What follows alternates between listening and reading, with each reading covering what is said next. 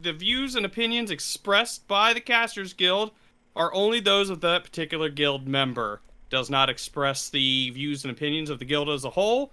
And while we may use mature language, it does not imply that we ourselves are mature. So, viewer discretion is advised. Nooch to the Nooch! We are allowed to talk about a great director and an okay actor, and all about the man that started Stan Lee's acting career. Throw on a hockey jersey and get baked like a cake, because that's the spell we're casting tonight on Casters Guild.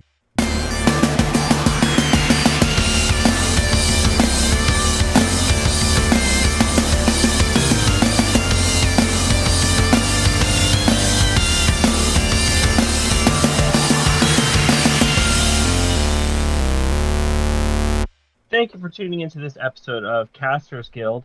I am your guildmaster and pillow pants, Rick Perry. Oh, God. I am the silentest of Bobs, number 37. Yes, in a row. The Grimoire Keeper Grizz. It's your boy. Kevin Smith, fan extraordinaire. I could go on for days. Baron, go ahead, sir. What? I'm done, bro. He's doing the thing. Oh, he's doing the thing. Oh, I see. How did I fucking miss my own bit? That's just how baked like a cake I got for this, I guess. Well, I am Guildmaster Rick's hetero life mate, Baron Kane. Oh, fuck. What does that sandwich me in between you two fuckers make? You could be the mayonnaise on that sandwich anytime, man. Ooh, girl. Don't threaten me with a good time. Look, I'm just saying I'm a fat man with an overcoat, so you do with that what you want. Thank you so much for joining us for our live cast now. We had a little bit of connectile dysfunction. Wow. Sorry, we couldn't get the broadcast up. But I swear this never happened before. We are playing Jay and Silent Bob's Mall Brawl and talking Kevin Smith. What's your favorite Kevin Smith movie? And we'll keep this not just necessarily view askew. We can go any Kevin Smith movie. I would have to say it's somewhere between Dogma and Red State. Dogma is definitely my favorite view askew universe, and it's just an all-around great movie. But Red State, one of the things I don't like about movies is I find them very easily predictable. I can usually tell where a movie's going pretty early and what's going to happen. But with Red State, it kept me guessing the entire time, and that's one of the things I love about that movie. Absolutely. I loved Red State. Red State was great. It was very different. I don't know. It was good. But my favorite, it's my favorite movie, hands down, actually, but Clerks it's a classic. I love it. It's the introduction of Jay and Bob, and it's just, I'm a huge fan of like Kevin's work in general. So that being kind of where it all started, it always has just been kind of my staying point, I guess. I've always loved it. I constantly go back and watch it. The fact that it's in black and white is not off-putting to me whatsoever. It's just like one of those movies that I've totally like. First time I watched it, I was like, fuck, I get this. And I feel like it gets me. You know what I mean? Like when Randall's like, fuck, this job would be great if it weren't for all the fucking customers. Like, I was like, oh my God, I feel that so hard. And everything about it was fantastic. But yeah, I think that's that my movie, favorite. that movie connected with people on so many levels. Yes. Like, and we know what kind of people. It's us. Right. Yeah. The people who work with customers on a daily and have to deal with our bullshit coworkers sometimes. And yeah, I have to say, like with Dogma, interesting was the first Loki variant that I've noticed. Ow, fuck. But I have to say that I think my favorite Kevin Smith movie would probably be Daredevil. Okay. And I'll tell you why. Because it's one of the few movies where he's actually playing himself. Let's be real. you know? And it was interesting seeing him in a movie where he had personality. And I'm not saying that Silent Bob doesn't have personality, but the whole reason why he's playing Silent Bob is because he doesn't want to act. So right, yeah. It was fun seeing him himself 0 lines. Right. It was fun seeing him in Daredevil, even though that movie was horrid. It was fun seeing him in it, geeking out. And he gets to be in a movie with the shark from Jaws, so that's cool. Right. So you said that Clerks is your favorite movie. I was just happened to be on Twitter today and saw the news of Clerks 3 getting picked up. Have you not seen that? Lionsgate picking up Clerks 3? You're getting a side eye. I'm wondering if maybe there's more to this story. I'm waiting. No, I haven't actually heard about that at all because I had to work until 7 and then I prepared for this and did not go on Twitter or anything. So like I'm So fucking he hasn't seen it. Yeah, no, I've got no fucking clue. No context, huh? No, I feel like you're fucking with me right now, to be honest, because I know a lot of the problems that led to why Clerks 3 didn't happen. And it's not a subject that Kevin likes to speak on and hasn't ever really let much detail out about intentionally or anything and stuff like that. Or intentionally has led less information available and all that jazz. So in that respect, I try to, respect that as well because I'm a big fan of his and I don't want to do So wrong allow by me him. to read you the tweet. Please Exactly. do. Please do. From Kevin Smith. Quote, "To be great is to go on. To go on is to go far. To go far is to return." End quote. On August 2nd, for my 51st birthday, I returned to Quick Stop, the little store that started it all, with my friends Dante, Randall, Jay, Silent Bob, Becky, and Elias. Thank you, Lionsgate, for making Clerks 3. Oh my God. So he's starting production on August 2nd? Lionsgate has acquired worldwide rights to Kevin Smith's Clerks 3, which is currently in pre-production in New Jersey, and will begin production next month. Dude, this is fucking insane. I cannot fucking believe this shit, and I'm getting my ass kicked by these hockey bros in this fucking mall, but like, God, I'm so stoked. You have no idea. You have no fucking clue. I'm floored. I seriously thought you were fucking with me. Like, I know he recently had the Masters of the Universe, shit go on with Netflix and, or not, was it Netflix? Yeah, it was Netflix. I think it was. Yeah. I haven't gotten a chance to watch it yet, but I've heard great things about it, which is awesome. Yeah, it's very confusing keeping up with all the... I'm not trying to... We'll go like a little sidebar here. It's kind of hard to keep up with the He-Man stuff because I think Netflix alone is doing 2 different He-Man productions, one of which is its own little standalone kind of a sequel from the original series, and then they're also doing another one, which is its own little standalone, just by itself thing, kind of like what they did with She-Ra, but not related to She-Ra, which I think is a huge mistake. But yeah, it's so weird, all the stuff going on with He-Man all of a sudden. Right? Yeah. But yeah, no, totally. Yep, I wouldn't lie to you about that, especially on this day, the day of all days. Yeah, imagine that. I'd have been like, Baron, how could you do me so dirty? Well, I'm glad I could actually drop that information for you. I was fully expecting you to have already known that. So yeah, I'm glad you got this little piece of information on this podcast day. I know. Live, I got to fucking react to, not even intentionally. I got to live react to that. Blind. People will say it's staged. Fuck you. No way that was staged. No. I might actually be able to play hockey with my team again this autumn or fall or whatever else. So like, this is shaping up to be a pretty decent, end of the year, even though that it hasn't been the solidest of years thus far. Yeah, it hasn't been the solidest of years, but it's definitely making, I think, a huge comeback again. Not making traction. Not straying away from the main subject, but I mean, with the crisis kind of winding down, we're starting to get movies. Or able to go back out and do stuff. You're able to get back and do some more hockey. Yeah, it's a big deal. It's finally maybe happening a little bit. I don't know. I know that he recently returned to the Smodcastle and did a live +1 podcast with his wife, Jen Schwabach.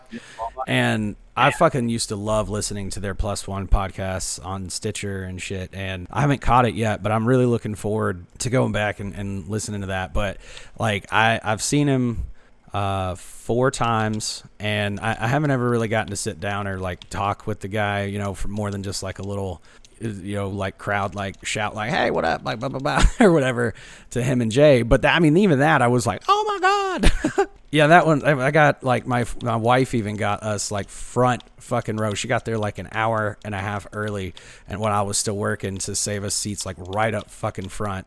Zany's a small venue too, so like I Mhm. was just sitting there for like, and we were there for both the Jay and Silent Bob Get Old, and then I think it was, yeah, he and Ralph I think did a show, or maybe it was him and Jay just still did a show. I can't remember exactly what. It's been a long time, and like you know, my memory's not what it was once. But it was like a fucking magical night for me. I'll never forget. And pretty much any time I've seen him has been like that too. You know, it's just like people say don't meet your heroes, but like I get why sometimes. But I've met my hero in Kevin Smith, and I've met my hero in Dave Chappelle, and both of which, if you get the chance to hang out with, I would highly fucking recommend it because they're like my favorite people on earth. Well, it's definitely affirming when you look up to somebody so much, and then when you meet them in real life, it's like, I was 100% right. Yeah, right. Yeah. You're just like, they are not a dick. I mean, like everybody has a day, and I'm sure, like, you know, not everybody has like the interaction they want to with everybody they run into because, you know, you get tired and shit like that. But like, he's gone out of his way to, like, you know, fans that have like mentioned just in passing, like, I can't ask for a picture because I get fired or blah blah blah, like he'll just say, okay, I'll take it, and like email it to him, and it's like, that's so fucking cool and rad of him to do. Like, he didn't have to do that, you know. And like, same thing, like Dave Chappelle got disabled fan of his that he met in a restaurant tickets to his show that night that was sold out, and I was just like, this is just genuinely good, cool, and shit to do. Yeah, that's always good. Of course, you know, Kevin Smith, you know, it's really easy to be able to look at a celebrity and be like, oh, you know what? I bet he's like this. Kevin Smith is one of those celebrities where you see what he does. Mm-hmm. You see the work that he does. You see, like, his live shows and his podcast, and you see the things that he does, and it's hard to think of him as anything less than genuine.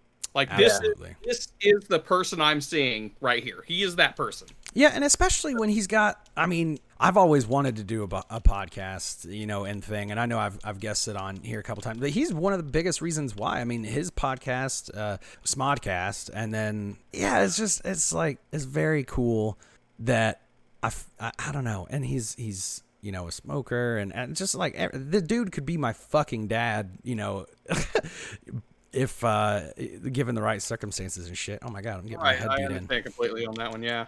Just from, like, I look like the dude. I feel like I have a lot in common with, like, just the subject matter of a lot of the shit that he has talked about or made content, like, you know, like art about and shit like that. Right. I don't know. It's just always been really easy for me to connect with him. And even though I've never even been to Jersey myself, and I'd love to go up there just to see the stash and, like, go by the Quick Stop. Because, like, he always references it as where everything always began. And obviously for him as a creator, that certainly is true.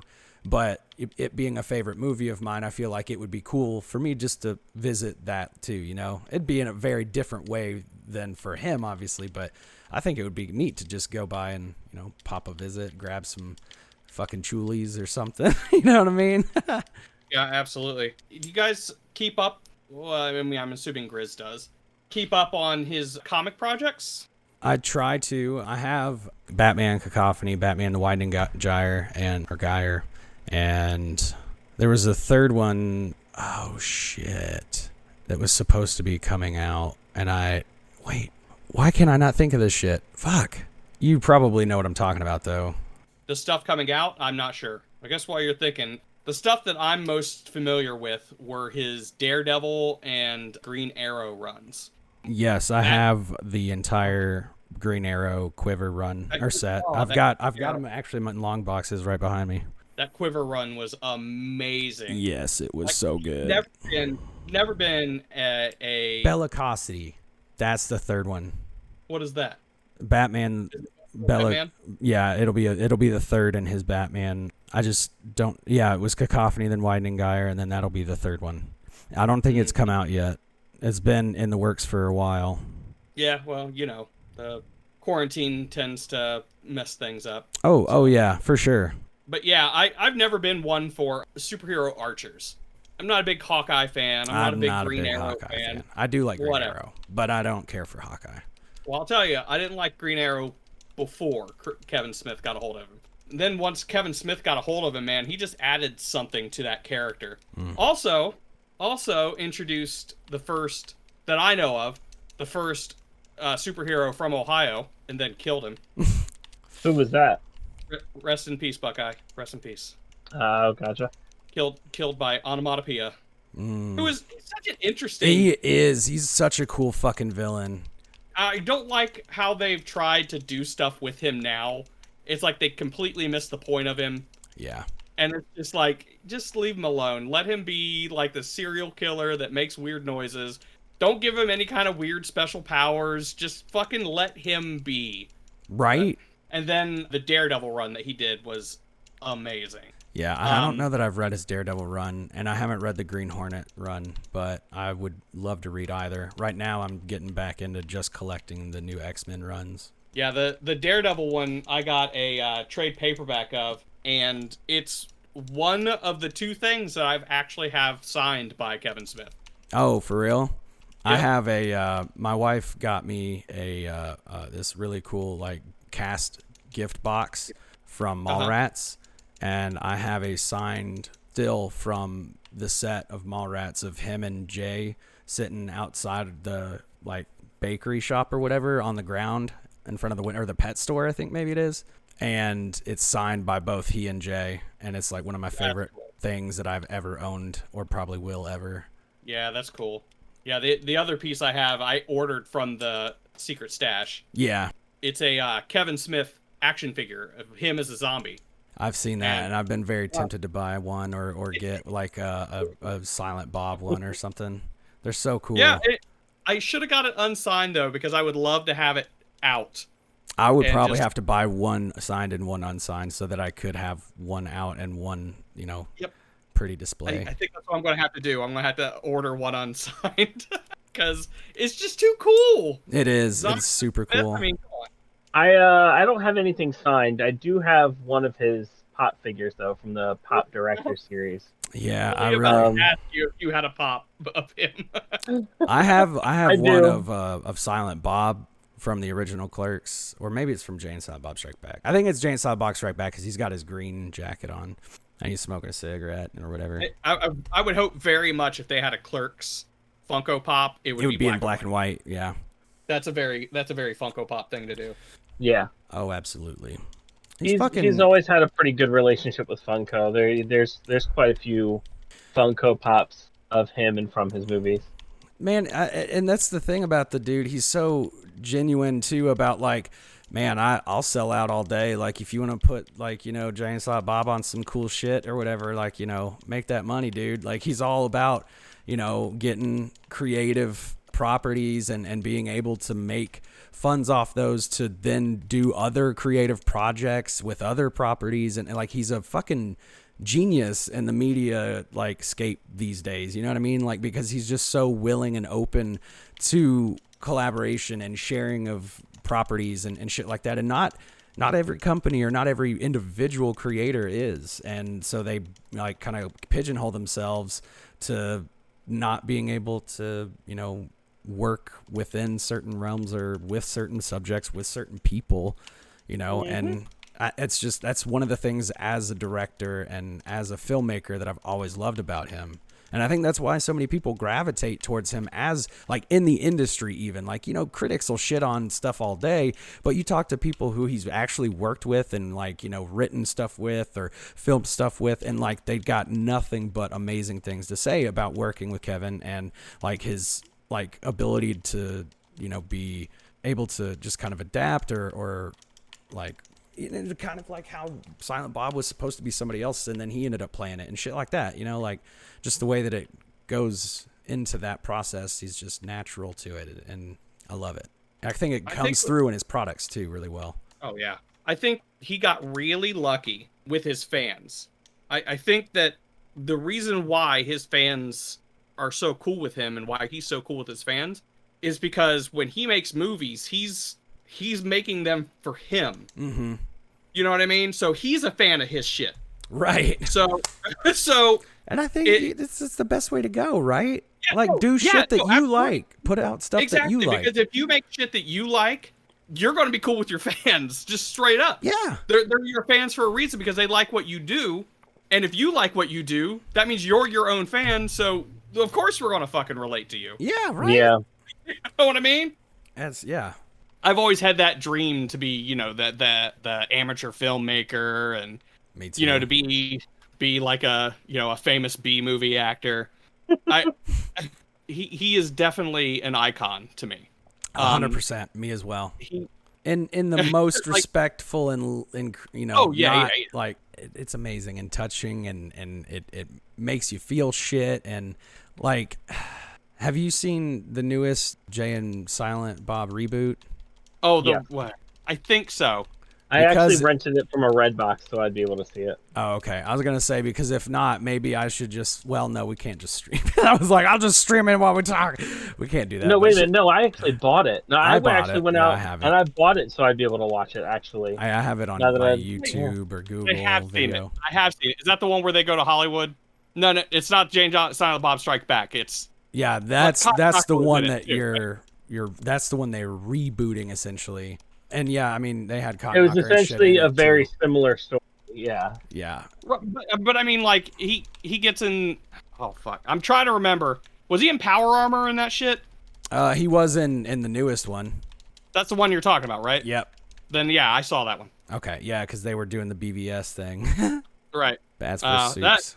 But yeah, so was good. so Like cool. just and the way that he incorporates like his fucking daughter is so great in that movie. And I love that she did Yoga Hosers in projects like that with Lily Rose, Depp, and like I mean they're fucking I will real say cool this, together, I or don't mean- friends together and shit. I don't mean this in a bad way, but I'm glad that she's doing stuff that her dad didn't do. Yeah. You know Yeah. what I mean? You with me? I'm glad that the rest of Hollywood has acknowledged that she's good. Right, absolutely. And then she's got other yeah. projects and stuff. And she's Right, not been because, like I mean- typecasted or whatever, As Kevin Smith's daughter. Right.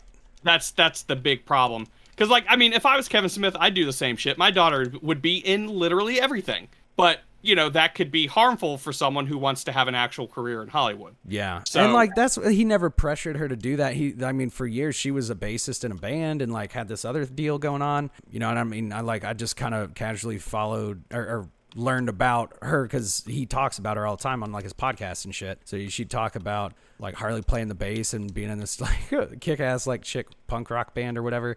And it's like that shit's dope. And he's just very supportive, even though it wasn't like, oh, sometimes you think like, the father always wants their child to follow in their footsteps. And it's like, as long as she's happy and he's supportive of her creativity, and it's fucking amazing, I love it. And it's No, just, and I've it's always funny- been, big fan of that.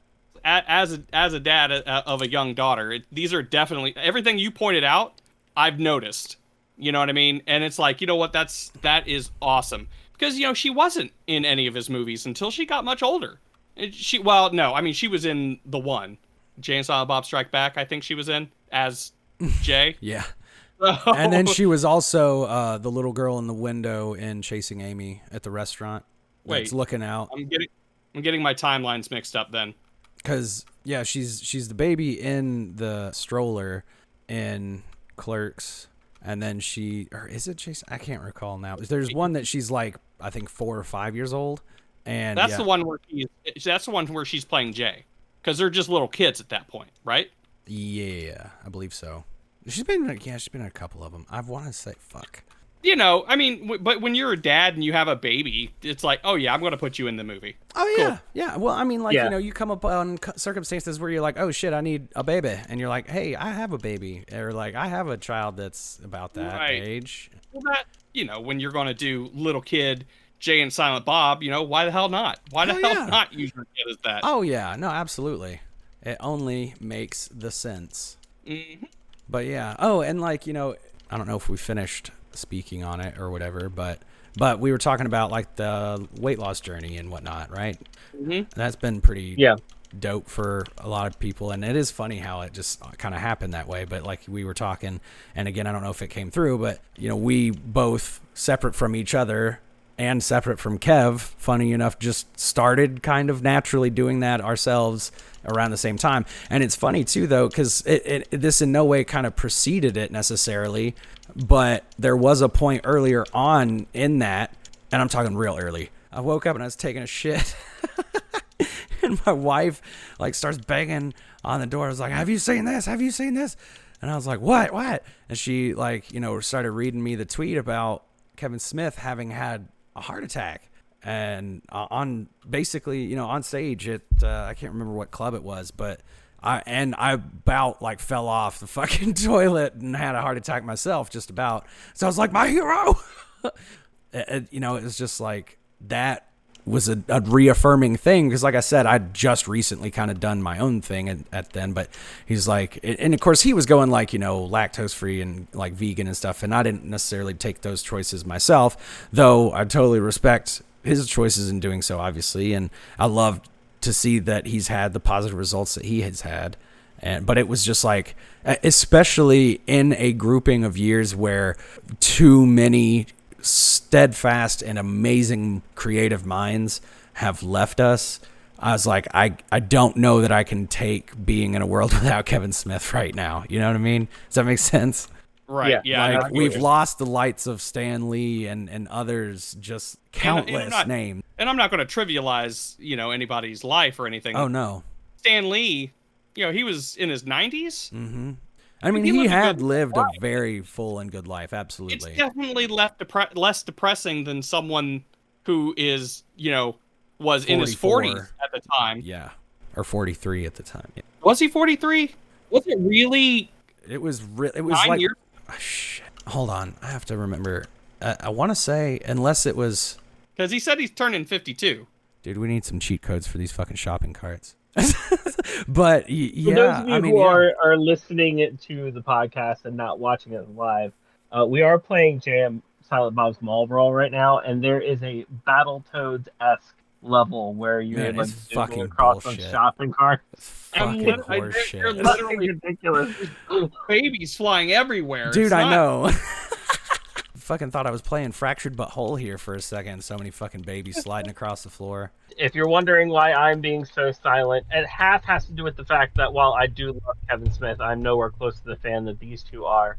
And also, I'm trying not to crash a shopping cart. I like how he lumped me into these two when I'm literally sitting next to Grizz. It's like I would like to think I'm a casual fan, and I don't know how to like classify myself. Like I say, like I'm a fanatic or whatever, but I'm a fan of his. I love his work, and like you mentioned, I had wanted to emulate a lot of the things that he was able to do creatively and shit, and took inspiration from a lot of those things. And so that's meaningful, regardless of what level fan I suppose you kind of orient to or what have you. That's, I think, the most impactful or important kind of connection you can have with a creator. But I mean, to that point, yeah, I mean, I guess I would likely fall in above average, admittedly. Like I won't throw my like I'm number one. Probably number 37. Yeah. Well, I will say that anything that I'm actually a fan of, I'm at best a casual fan. Oh, for sure. Yeah, it's hard to be like a stan about shit, Right. Yeah, I don't have encyclopedic knowledge about literally anything. So yeah, definitely, you would definitely be what a person would consider as a fan. I'll take I'm it. someone that likes him. For sure. And then Rick apparently, based off of that, kind of secretly detests him. I'm not calling anybody out. Not calling anybody out, but Rick might as well have just said, "I hate Kevin Smith." Wow, Zim's fighting words. Give me that fucking wow. That movie burger. I had to get that movie burger. I had a movie burger in the game. Nice. But I did not make it to one of the movie pop-up restaurants, unfortunately. Who? If you had to. I wanted to go be an extra in the reboot, but I couldn't get the block of time off like that I needed to get to the secret stash. So Grizz, based off of the importance in your life, who would be like the top level person that you would be willing to kill to have gone to one of those movies? Oh, dude. You have to name names. You might as well shave my head and call me 47 because I'm going deep. I'll fucking red tie, black jacket that shit and silver ball my way to the Smod Castle, okay? Like to the secret stash. He's showing up covered in blood. Give me a burger. Yeah, I'm here. I have done all unspeakable things to be named in the credits of one Kevin Smith movie. Please and thank you. Where do I sign? Oh, man.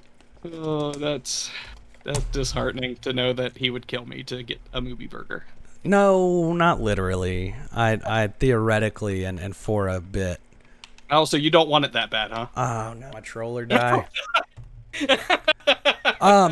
So I will say this: I have kind of, I think I may have seen a premise to Clerks 3. If you are interested in hearing it, I'm usually not one for spoilers, but A Clerks premise 3. is a spoiler, though. No, it's not. And I've been waiting for anything. I basically, after the last time that we thought like this, Clerks 3 wasn't going to happen, I had kind of accepted the fact that it was more than likely never going to be a thing. So not only did I wait as an incredibly long time anticipating one, it also took me a long time to come to like, okay, I'm just gonna have to find a way to be okay that Clerks 3. I mean, very similar to I expect Kevin Smith felt himself. Like, I'm just gonna have to find a way to be okay that Clerks 3 isn't going to happen. It was a tough thing for me, but that sounds like kind of dickish of me to say because obviously it was much harder for him, I'm sure. But like, it did suck as a fan, being like, it sucks that one, that didn't happen for him, and two, I really wanted to see that movie. I get it, definitely. But yeah, so hit me with a premise. I'm totally for it. All right, I will read from therap.com. It starts out with a quote. It says, "I'm going to bring my boys right back to where they brought me," end quote, Smith tells The Wrap. Kevin Smith says the plot of Clerks 3 will revolve around the main character, Randall, recovering from a heart attack. A story that's inspired by the director's own comeback after a severe heart attack that nearly killed him in 2018. Okay. Clerks 3 will begin with cynical video store turned fast food cashier Randall suffering a heart attack and having something of a midlife crisis after his near-death experience. What he and his buddy Dante do from there might be the most meta and personal twist Smith has come up with yet. Quote, "Randall has a heart attack, decides that he came so close to death, and his life has meant nothing, so there's nobody to memorialize him. He has no family or anything like that. And in recovery, while under fentanyl, he comes to the conclusion at midlife, having almost died, having worked in a movie store his whole life and watched other people's movies, he tells Dante, 'I think we need to make a movie.' So Dante and Randall make Clerks. And that's the story of Clerks 3. God. That is meta as I hell. fucking love it. And also, I'm so glad to hear that this is a thing. And like, oh my fucking God. Fuck. So I will say that while that does sound awesome, no, it just sounds amazing. I cannot wait. I gotta take a piss. The very premise of this movie sounds like it may be the last Clerks movie. Well, yeah. Look at the fucking. Okay, that's a shit. Oh, it's the shit demon from fucking Dogma. Oh, but look at this writing on the wall in this says Clerks burn in hell and finger cuffs. I love it. Oh my God, this is crafted with love. This is, I mean, it's not the most well done or, like masterpiece, video game, but I will give it its fucking chops. It has got character in spades. I'm sorry, I just had to fucking throw in Terabang a bone there for a second. I still really want to play Chronic Blunt Punch though, so like, keep sending updates and stuff. But anyway, back to the original, point there. Yeah, I wouldn't be surprised if it is, the final Clerks movie. And honestly, it's one more than I expected I would get. So I'm happy with Absolutely. it. Yeah, I definitely. mean, in a different way. Oh, no, go ahead. Can I interject here? You guys are really shitty at this game. Oh. Yes. I mean, we are getting beaten up by shit in a game. So, finger cuffs, finger guns. Choop, choop, choop, choop. Oh, shit. Is that should be our new, oh, wait, I guess that is a thing, isn't it? Yeah. Ooh, or whatever the fuck. Is that what that means? Does that mean finger cuffs this whole time? Is that what this meant? Oh, my God. Man, I can't be on TikTok anymore. Oh, no. Oh, no. Oh, no. Okay, well, at least we got past the shopping carts. Now we got to get past the shit monsters. Story of my life. Dude, for real. But nah, man, yeah, the whole shebang about it was so relatable, and one of the reasons why I've always actually, because harken back to you want to fucking talk about being Kevin Smith, like I'll do a deep cut on my own content here for a sec and throw back to the Star Wars episodes of this very podcast that I've been a guest of, and talking about how I defend episode 3 and shit, and like the fucking betrayal and feeling that betrayal between from Obi-Wan's perspective against Anakin.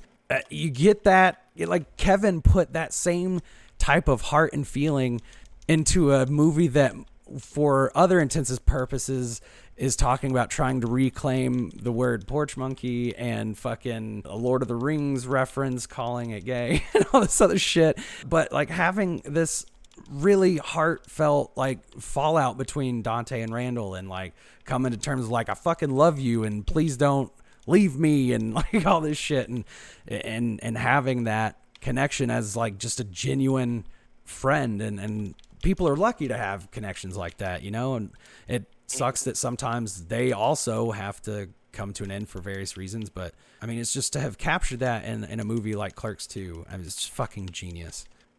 Definitely. I think the reason why it's like that is because isn't Clerks kind of his, I don't want to say it's his story, but it's what was inspired by his life experiences, right?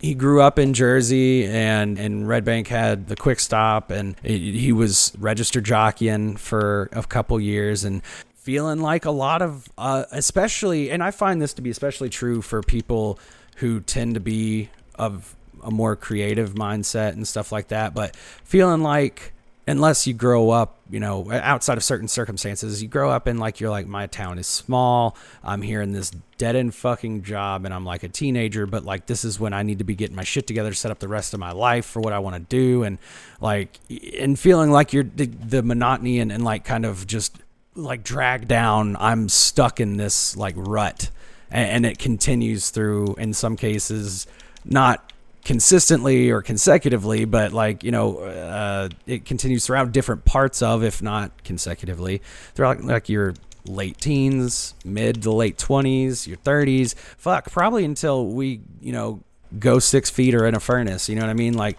in one way or another. It's just like one of those things that's it's like the human condition, or very easily relatable or understandable. Yeah, and wasn't he? See, it's always easy for me to watch Clerks and be like, Kevin was Dante, but Kevin was Randall, wasn't he? I'm pretty sure it was both. Like aspects of both of those characters. There's splits of his, and it was Jay until Jay became his own character, but also Walter Flanagan and Brian. I can't remember Brian's last name for whatever reason, but the guys who do like Steve Dave and shit, like he knew those guys, Brian and Walter and all those, Jay even, from the fucking kind of like, it's not a YMCA necessarily, but it was like that. It's like a community center type deal in Jersey, and that's where he met a lot of those guys, and that's a lot of the people who got him into comics, like Walter and Brian, and that's where he got a lot of the inspiration, and he even used them as multiple characters. Actually, the offended guy with the glass, he's like, I'll never come back to this establishment again. That's Walt. He's also in the crowd, or he's the pack of smokes guy, which is after he gets assaulted with Chuli's, or not Chuli's, he gets a Chuli's rep and he gets cigarettes tossed at him and shit. He's like, pack of smokes. He's like, you fucking kidding me? He's like, take that shit and get out of here. So all of these, I think it did have a lot of his personality, but it had a lot of the other guys in it as well, if not, their own separate character. Yeah, that's really cool. It's always good to see his inserts, like the people who have inspired him in his life, and the people who were there for him and stuff like that, and to see aspects of him in these movies as well. So. Absolutely. Well, did you know here's another tidbit or interesting fact while we're on the topic of shit I love about Clerks. Did you know that Grace, that's how he always, because his dad, I always have to do that because on podcasts when he's talking about his mom, he always calls her by his name in like an impression of his dad, which was always, Grace, the fat one's doing movies again, or whatever, like. And it just always, it brings a light to my heart. I love that. But, and God rest his soul, Kev's dad, that is. But yeah, Grace, his mom, was in Clerks. The She was milkmaid. the egg lady, wasn't she? The milkmaid. But that was another one. Walt was also Eggman. He's like the guidance counselor where he smashes the egg. Yeah. So that's like 3 or 4 characters that Walt was in Clerks alone. Yeah, I'm really interested to see what they're going to do with this. I would, and I hate to say this, I'm probably one of those people, but this is where I came in on Kevin Smith's work. I would love to see a revisit to Mallrats. Oh, I know. Yeah, Mallrats 2 definitely needs to happen. And, I mean, especially with the way malls are nowadays. Mm-hmm. Well, you know what? I mean? This is okay. So I have a theory about this, and I've not looked into it because I don't want a tinfoil hat on something that I hold so pure and lovingly and all that shit.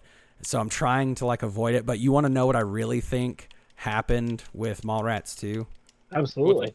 Okay. So, and again, if there has been any allusion to these and this in podcasts in the past few months, I honestly haven't, because I've been working from home a lot. For about a year and a half now. I don't have a commute, so I don't listen to as many podcasts as I want to or used to. So I have to find time to fit them in now, as opposed to having the excuse of the drive to work to listen to them. So I haven't listened to most of Kev's stuff over the past few months, if it's been referenced. But what I really think happened with Mallrats 2 is that Kev kept talking about shit that was happening. Because the whole big thing about Mallrats 2 is that the culmination of it, the way it was going to end, essentially had to do with the mall being destroyed or by as consequence or getting blown up or whatever. So he was trying to find and buy a plot of mall real estate that was available and could and the dates would match up to where it would be in demolition around the same time that the movie would be. Or that it would make sense for the script and shit like that. And they wouldn't have to worry about having to be oh, well, now the mall's gone, we can't reshoot or blah, blah, blah. They'd be all wrapped and done with that by the time it, went kaboom. Even though I think a model of that or whatever was supposed to be in the movie, like the mall's destruction. Now, that being a big premise and that constantly causing some backup and shit like that for the filming process or even the pre-production process, one of the things was that they had there was another bidder on the mall that they were trying to get for the making of Mallrats 2. Guess what came out around that time that featured a fucking mall and needed the space and needed a mall that could be destroyed? Stranger Things 3, I think it was. Yeah, the most recent season. Oh. Netflix bought out the same mall that they were trying to use for Mallrats 3. That's my conspiracy theory, if you will. And that's why Mallrats 2 didn't happen or has not happened yet. Now, I will say this. I believe that mall has been used in other movies. Okay.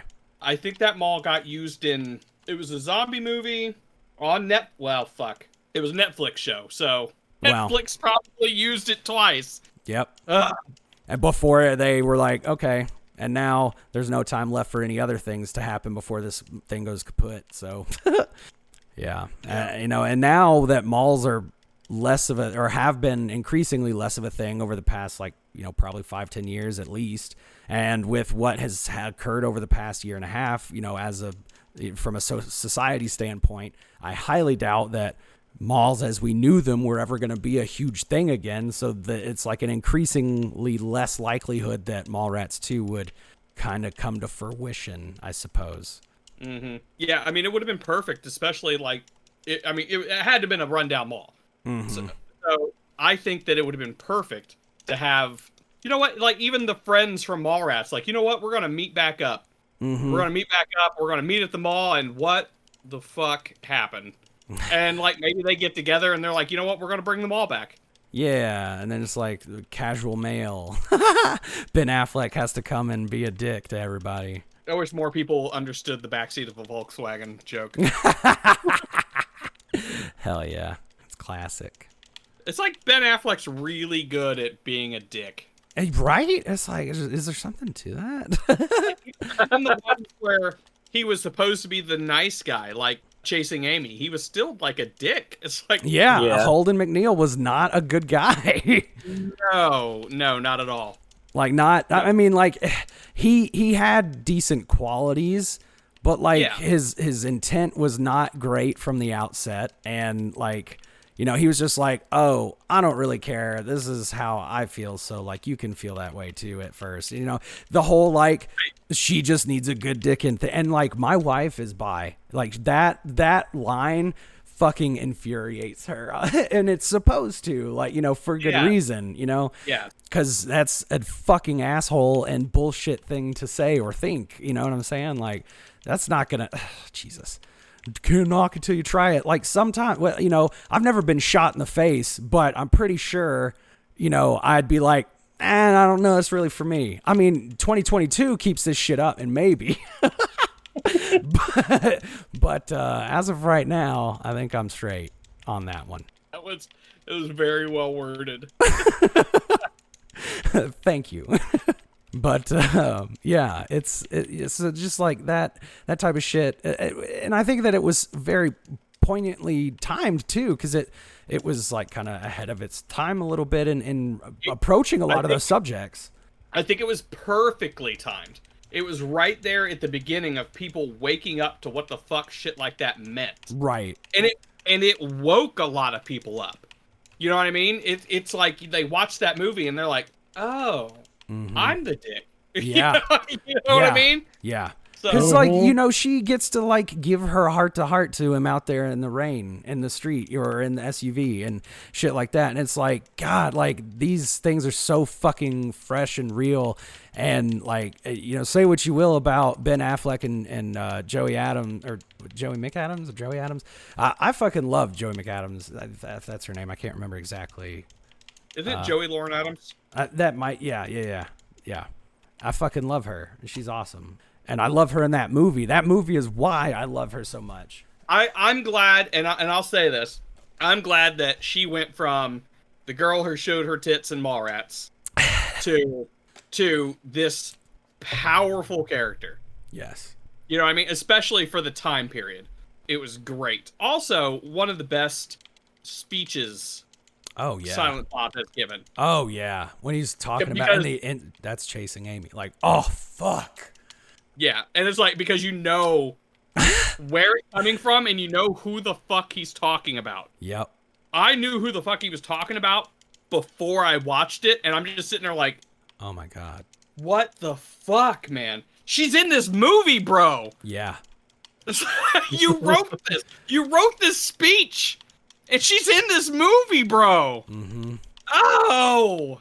It's like, I know you guys didn't get back together, but did she cry? What? You know what I mean? Who hurt you? We all know who hurt you. Never. You don't have to answer. That's a redundant question. Well, it's safe to say that he hurt himself in that situation. Oh, sure. Yeah. So. Yeah. But yeah, such a good movie. And man, and I'm having a hard time. I'm going to have to go back and watch it just so that I can back up what I'm about to say. But it was definitely, it was a very grown up take on relationships. Oh, and yeah. realizing that you are the one that fucked up. And it was real easy to assume, like, he probably at the very end of that relationship probably was like, you know what? Man, she's a fucking bitch. Mm. And then, like, later on was like, wait a minute. That's that fucking default mode, dude. You know, when you get your heart broken, you immediately are like, man, this is well, not all the time, but in many cases, that's like a default or a defense mechanism. You know, you go. You don't want to hurt. Right. So you don't want to hurt. So you're going to say it was the other person. But then for him to just stop and just be like, you know what? Wait a minute. Wow. This is all me. I fucked up. Yeah. I fucked up, and I want to get her back, but it's too fucking late. Mm-hmm. Yep. And it's good to know that they could still be friends after that and everything like that. But just knowing that, you know what, hey, you fucked up, bro. Yep. So yeah, it was good. And if he listens to this, and I'm bringing up some painful scars. Sorry, man, but you're with a hot lady now with a wonderful family and a wonderful career. So hey, it worked out for you, bud. Yeah, I'm pretty sure. I mean, he always talks about how he like worships his wife, essentially Jen and shit. And I love him because I feel very similarly about, you know, like my wife a lot of ways. Like, you know, she's a very independent person, much like Jen, and, you know, doesn't take shit from anybody, much like his wife in a lot of cases. Kevin Smith is one of the only people you can say infamously loves his wife. Yes. Yeah. Like, the man is known for having the worst tweet of all time, and it's a tweet about how much he loves fucking his wife. Yep. Like, it's Yep. That's the worst tweet of all time. that's what people call it. Yeah. Yeah. Because he used like all 144 characters or whatever just to, you know. I can't remember exactly what it said, but it was, yeah. The story is apparently he lost a bet and had to post it or whatever. Oh my God, we beat the fucking chocolate covered pretzel. Hell yeah.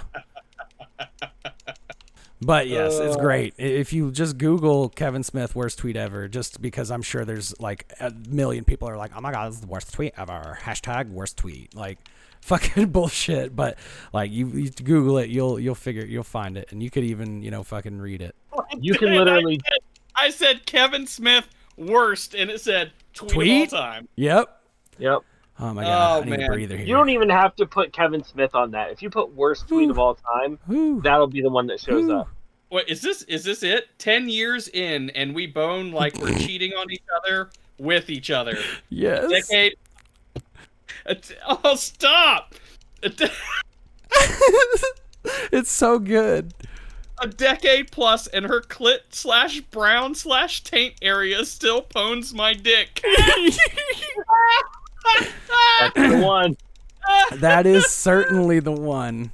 I mean, it's so funny, and then like I shouldn't be doing this, but going through and looking at the comments. Oh God, yeah. Why ever go to the comments of anything? You know what? No, you know what? And it says 5 years ago today, I lost a bet to Jen Schwalbach. Prize was to post the worst tweet she could muster on my Twitter. Yep. Oh God, I love that.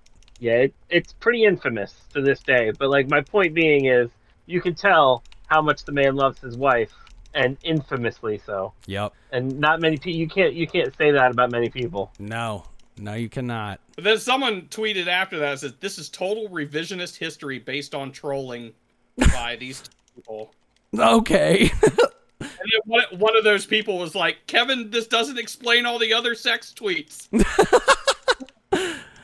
Yeah, there are a lot. If I could, you know, have my own media production business or like do my own thing creatively and make money for it and shit, I'd go and make a bunch of sex tweets about me and my wife too, because I'd have no fucking company to come and like, you know, be like, oh, you can't say that or whatever, you know, like it can't come back to haunt me outside of like, oh, critics think my work is shit and like my fans like to talk about how small my dick is and like all this shit, like, which I'm like, I'll take that trade all fucking day. I will take that trade all day. I want it. Just like as bad as this fucking carpet wants to go back to the 90s bowling alleys that it came from. If you can see it's funny. Game footage. I'm looking at this game right now, and during the crisis, there was a big craze with Animal Crossing, right? Oh, yeah. Yeah, my wife got a Switch and that game and got all the way into it, and I played a little bit of it even. So, yes, I'm familiar. This arcade looks like my basement in that game. That's so cool. Yeah, I will say they had a lot of really cool like fucking carpet and wallpaper schemes you could do. Like that was dope. There should have been way more shit to do on the island after like, you know, so long, but it was pretty dope. I'll give them that. I had some place I was going to go, and I completely got derailed by the worst tweet. By the worst tweet ever. And you know what though? Still, it's like I get it. This is what in 2009. So like 12 years ago? Yeah. Almost. No. You know what? The 12-year anniversary for this tweet was 10 days ago. Oh, shit. So, are we doing this episode at the right time or what? Dude, you're fucking telling me. Yeah, Clerk's announcement. Like, just fucking fate is a real thing, okay? Not, well, I mean, whatever you know, there's a lot of different, but it's like the universe does align sometimes. We'll leave it at that. But it's like, I get it. He's a famous guy. but like there's people talking about how it's too graphic or something. It's like, is it though? Do you know who this man is? Right. Do you know who this man is? What, somebody really wants to try and go cancel fucking Kevin Smith against like for a tweet like that like 12 years ago or some shit? Are you fucking kidding me? Like he's got shit in Tusk 3 years or 5 years ago that's way worse than that. You know what I'm saying? Like that it's like, okay, let me get this straight. Let's just say this was a candid tweet and he tweeted this. He had feelings one day and he got on to Twitter and he's like, I'm going to say this. I believe that's what actually happened, personally. But he's tweeting this about his wife. Right. Yeah. A woman that he is in love with. Who he's married to. 100% be allowed. Who is the mother of his child. Who apparently, they still have a very healthy sex life at that point, at least. Yes. And they're obviously just stupid, immature with each other all the time anyways. Which is another thing I can really appreciate because I do the same thing with my wife. I mean, I am stupid and immature and like all the time. Ask Rick, my hetero life mate of best friends and shit. And even you to a point, Baron, in the unfortunate limited time thus far that we've had, but I look forward to the time to come. But, I'm saying this right now. We haven't known each other for very long, but I would be more than willing to get on Twitter and talk about me owning your brown spot. Just saying. Dude, I would love for you to. Please do it. Right? I'll retweet it. I'll heart it. And we're not even really fucking. So no. That's just, come on. Yeah, and then you're going to be like, oh, Kev can't talk about his wife that way. That's disrespectful. It's like, first of all, allegedly, she's the one who talked about it. Since the tweet was drafted by her or whatever. And second of all, even if he did do it, like, so fucking what? He probably disrespectful. says that to her. Yeah, they say that they say shit like that to each other before breakfast every morning. At least they did when they did Plus One. I love that podcast. Another plug for that, dude. And speaking of, I can't plug my boy enough because if the roles were reversed, he'd fucking do it for us. So, and if he ever picks this up and listens to it, maybe he will. But if you are not aware, you can listen to at this point hundreds of episodes of amazing like podcast content on either smodcast.com. Or a lot of it's on Stitcher, which is like a internet radio podcast app. I would highly, highly recommend it, and it's super good. His podcasts are very inspirational, or just fucking funny, especially those with Scott Mosier. I love Scott, and that was another big thing. His partner in crime, the Canadian. The reason why he loves Canada, well, not the reason why he loves Canada so much, I guess, but I think that's why he took to it the way he did was because he and Scott had a huge friendship and shit. I'm going to go ahead and take this opportunity to do another terrible spot for our affiliate.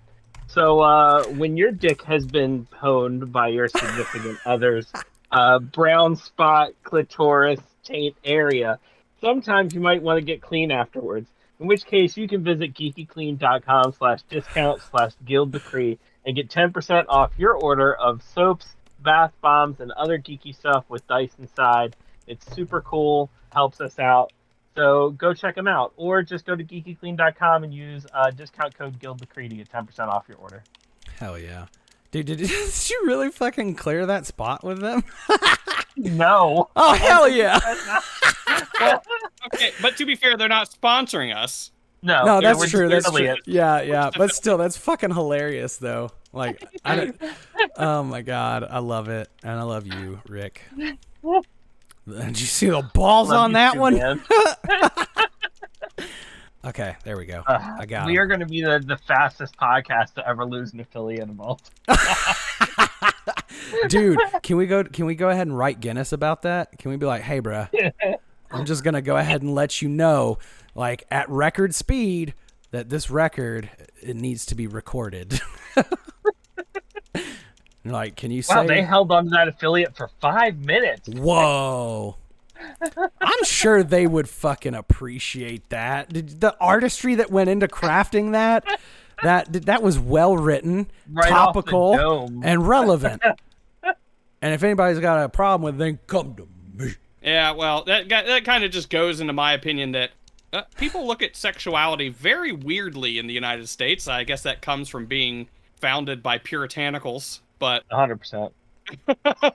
but God forbid Because a fuck us, a right? person- No, says them. no, no one should ever fuck ever. Ever for any reason. But Babies, how- Jesus.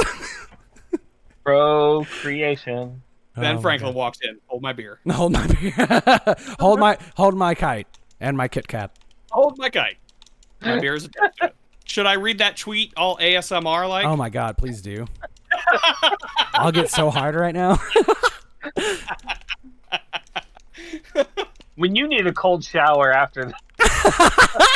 Oh my God. I'm not doing it again. No, I'm not. I would forgive you if you did. It would be totally justified for that. That was a great plug. Oh Lord, I'm Oh, getting my caught God. up watching y'all play. Hell This is very much like Double Dragon, isn't it? Yeah, Oh, it's yeah. a very It's 100% old Double school, Dragon. old arcade Double Dragon. Got a little bit of Streets of Rage almost feel a little bit to it too. Yeah, Definitely old school beat 'em up. hell yeah. And like River City like Rick said, Ransom. yeah, River City. Like Rick was saying earlier, like the fucking God help me Battletoads shit. That was Yeah. very well. Also, and honestly, they did it much better and not as ridiculously or terribly hard. But the Teenage Mutant Ninja Had we Turtles, been playing, Turtles in had we Time. been playing, had we been playing Battletoads, we never would have got through it. Oh my God! Well, we still fucking might not. I just combo in this asshole, and he's not going down. That fucking The punch is The unforgiving. scene that I'm seeing right now is you beating up the little kids, and it reminds me so much of Minecraft. Like when the little baby zombies come out, they're like the worst. Yes, They're the worst things ever. Well, their hitboxes are so weird, and then you got these little wannabe Sub-Zeros that, for whatever reason, the delay for YouTube is like 34 seconds on. But Right? Yeah. Just anybody watching, I'm watching 34 seconds behind because I have to watch YouTube. yeah, for sure. If, Well, if you're this- listening to this audio, Lee, and you really, really want to know what we're talking about, the VOD will be up on YouTube. You can Oh yeah, kinda go- don't let me like watch shortcut that shit for you. Go check that shit out. That Support us. literally anybody. Love us. I'll just say, people watching us live right now are on time. I'm literally the only one that's not on time. True. I'm talking more live than what people are able to see. I'm seeing what everybody else is seeing. In So delay. I'm at the biggest disadvantage here. So Oh, and our moderators we fucking structured this like geniuses, didn't we? I'm just Absolutely. I'm just playing. 100%. We are nothing if not professional. If we had not planned, or if we had planned any more, this would have been like the fucking historical reference. Insert one here. which is funny because I think we're talking about doing this more often. So let's just see how that works out. Yeah, this seems like be like a never-ending board. I don't think I've seen you guys stop yet. You just keep going around in a circle. Oh my Fight. God, I fucking died You again. fight skateboard people, little kids, pretzel guy, ninja. Over and over again. And then these fucking cleaner guys, they mop us up. So I'm pretty sure that's like the end, like the next checkpoint too. It feels Yeah. like it. But anyway, sorry, Baron, go ahead. you know, a way off subject, but you know, thinking about Kevin Smith doing He-Man and definitely, I mean, I'd love to see him do more cartoons. 'Cause hell yeah. obviously, the man has a passion for them too. You know he does.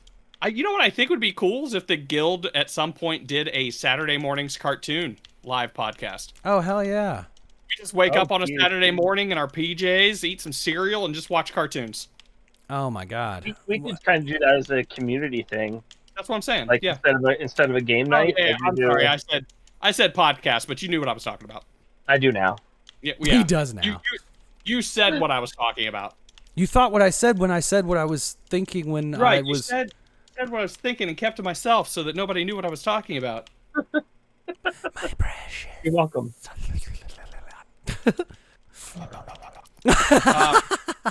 Yesterday.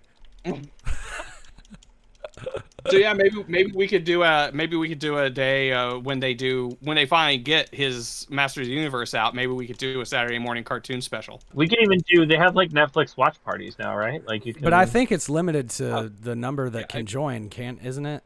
Like to well, watch I it have no synced idea. up or whatever. I'm sure we can look into it. Yeah.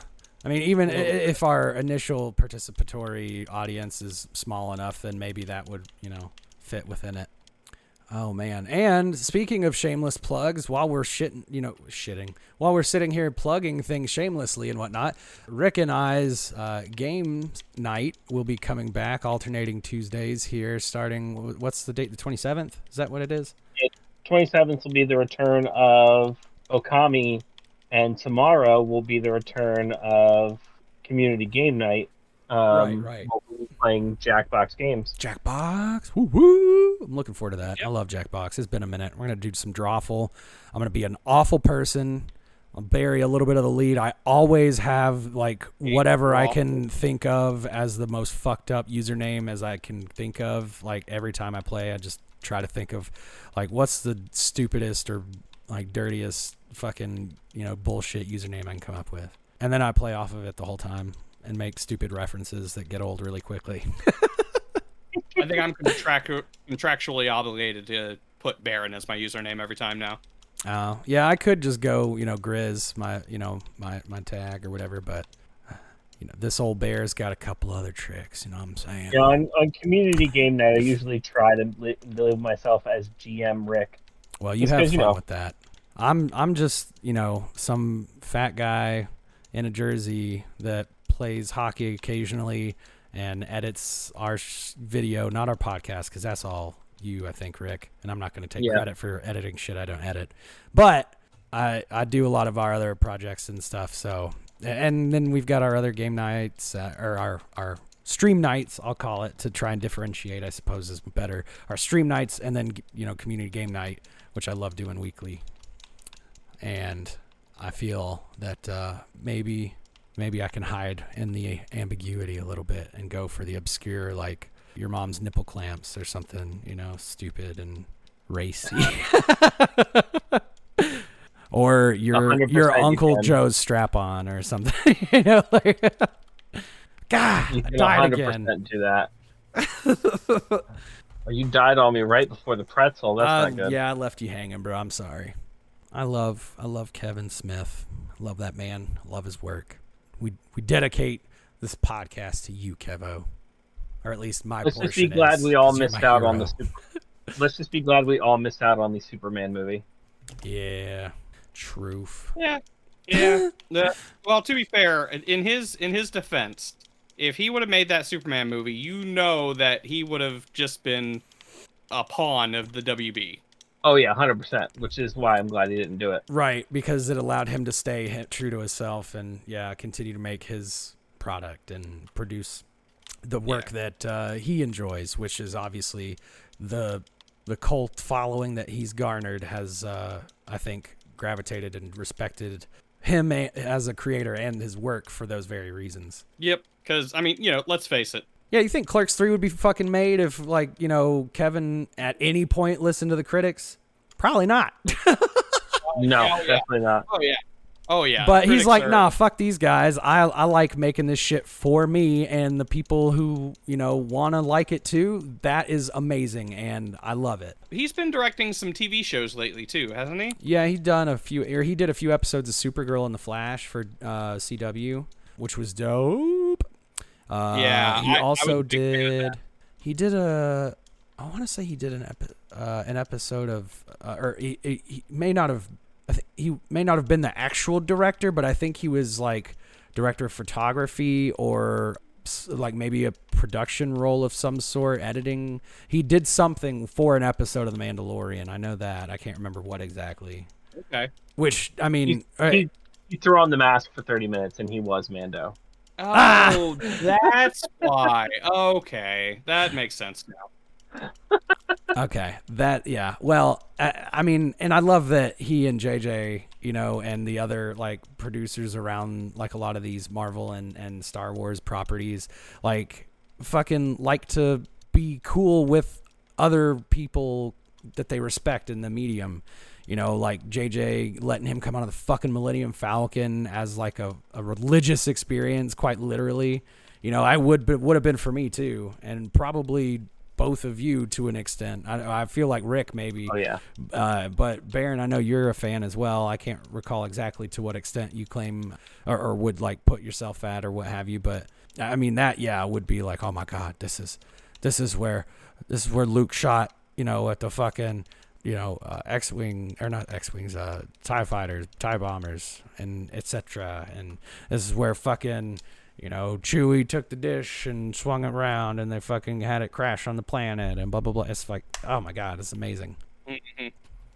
But yeah, like I would love to have been in Mando and dressed as the Mando for 30 seconds or whatever. Like that's fucking cool. I want to do that. I want to direct an episode of The Flash. I want to do that. I want to make a movie like Clerks.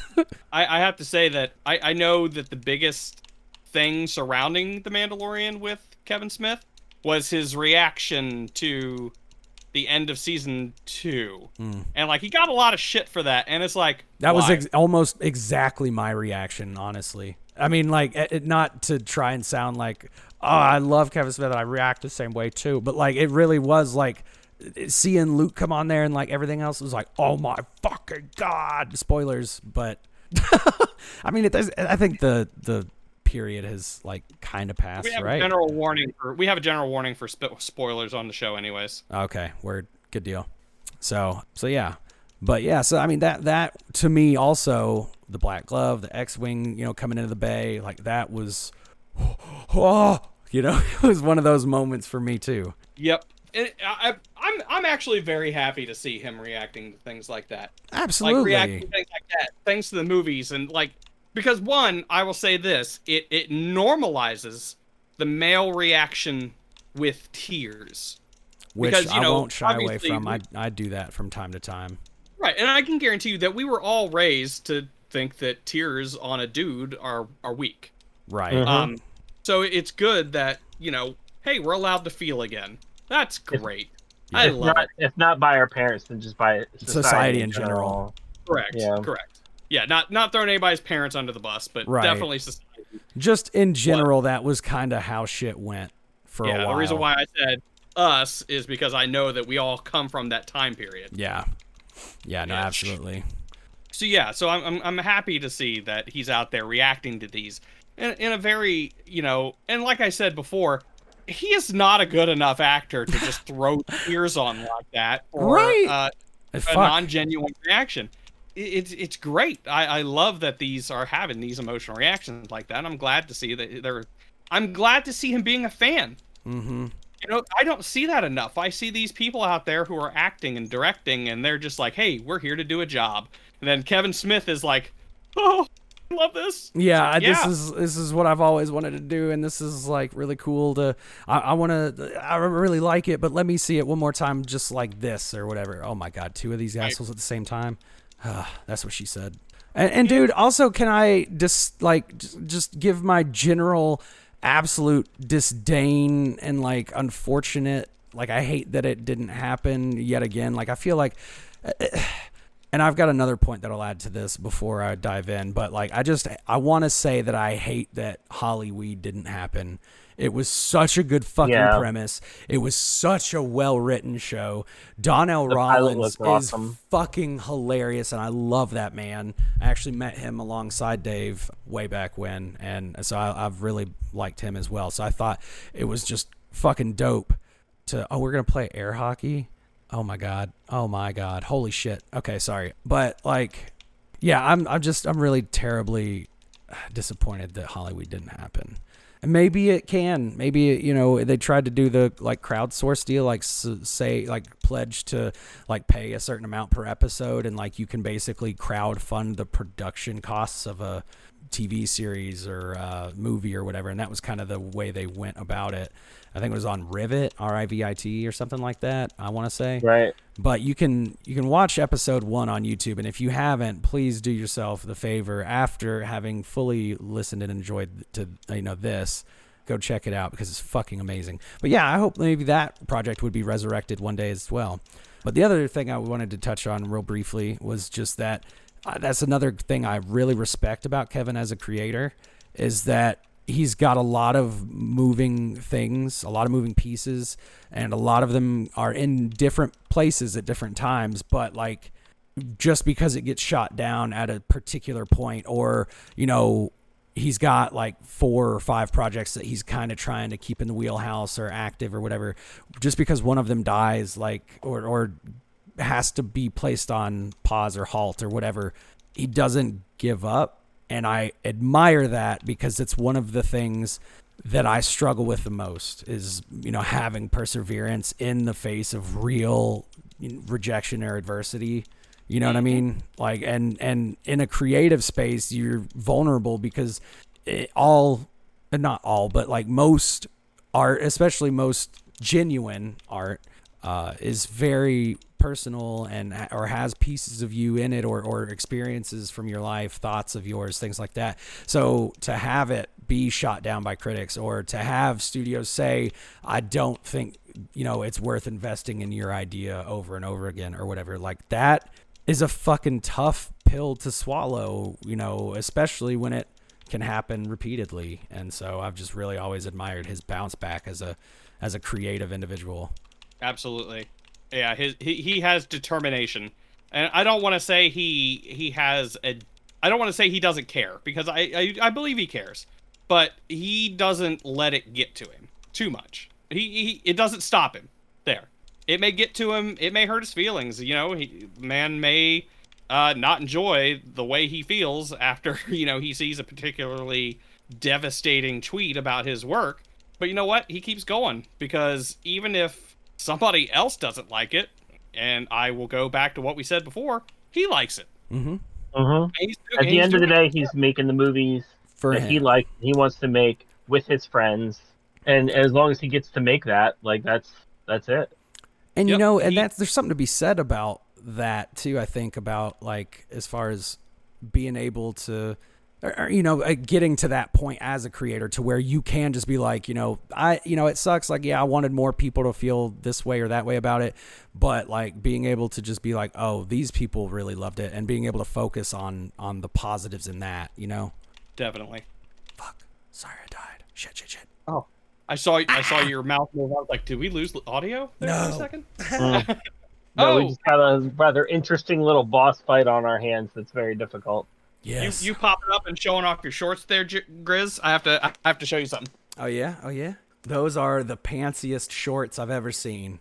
They're basically camo capris, and I approve. Yeah, I couldn't go the full Kevin Smith route, the huge ones that he used to wear, but yeah, I figured this was good enough. Hell yeah. I was out at our local street festival that, you know, every small town has every year. Mm-hmm. And my nephew was there, and like, he was there with his little buddy, and they were just kind of looking at me and laughing.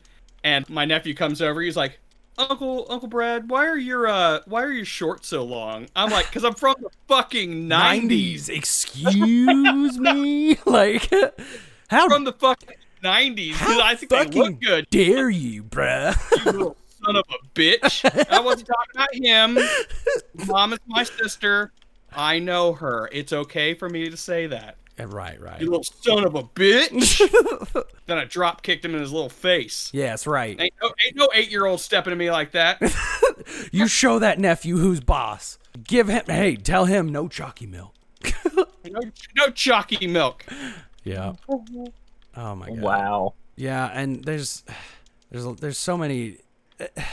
I think he got it right too. Like, doing just the way that he did, like Q&As and everything else, to like really open up as a creator, really allowed him to like get into a really particular spot with his fan base, which has, I think, helped kind of maintain and keep a lot of his relevance or projects alive. And I believe that he is one of the biggest influences on independent filmmaking out there. Absolutely. 100. I could not agree more.